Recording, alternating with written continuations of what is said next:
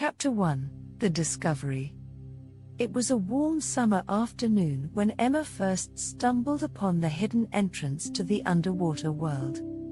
She had always been fascinated by the sea and spent most of her free time exploring the beach, but she never imagined that there could be an entire world hidden beneath the waves. As she walked along the shoreline, she noticed a strange shimmering light in the distance. Curiosity getting the best of her, Emma followed the light until she found herself standing in front of a small cove. The water was crystal clear, and she could see all the way to the bottom where the sand met the rocks. Emma was about to turn back when she noticed a small opening in the rocks at the back of the cove. She felt drawn to it, and without a second thought, she swam towards it. As she entered the opening, she felt a sudden rush of cold water engulf her body. She shivered but didn't turn back. As she swam deeper, she noticed that the water was getting brighter, and she could see a glimmering city in the distance. As she swam closer, she realized that it was a city of mermaids. Emma's heart raced with excitement. She had always thought that mermaids were just a myth, but here they were, swimming and laughing as if they were just another group of friends at the beach. Chapter 2: Learning to Breathe. As Emma watched the mermaids, she realized that they could breathe underwater. She couldn't believe her luck when one of them approached her and started to talk to her in a language she had never heard before. The mermaids seemed friendly, and Emma wasn't afraid. They communicated through gestures and expressions, and the mermaid showed her around the city.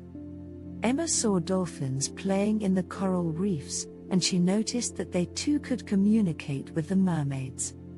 She felt a sudden urge to explore this new world and asked the mermaid if she could teach her how to breathe underwater. The mermaid agreed and took her to a hidden cave, where Emma was introduced to a group of wise-looking sea turtles.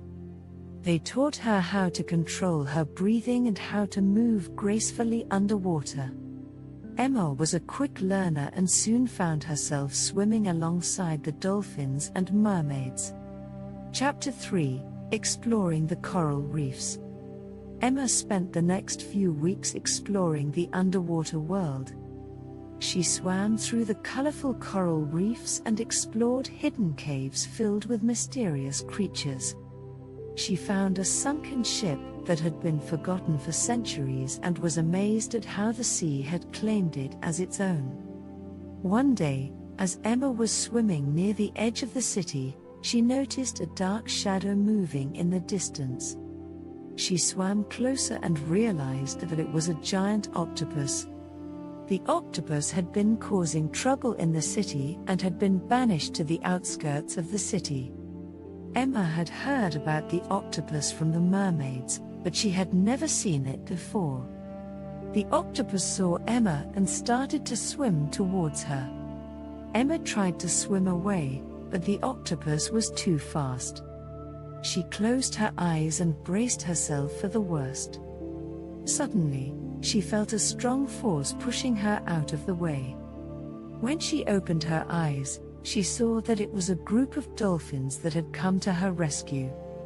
They circled around her and the octopus, creating a protective barrier. The octopus realized that it was outnumbered and swam away. Chapter 4: The Return. Emma knew that she had to return to the surface soon. She had been gone for too long, and her family must be worried about her. She said her goodbyes to the mermaids and the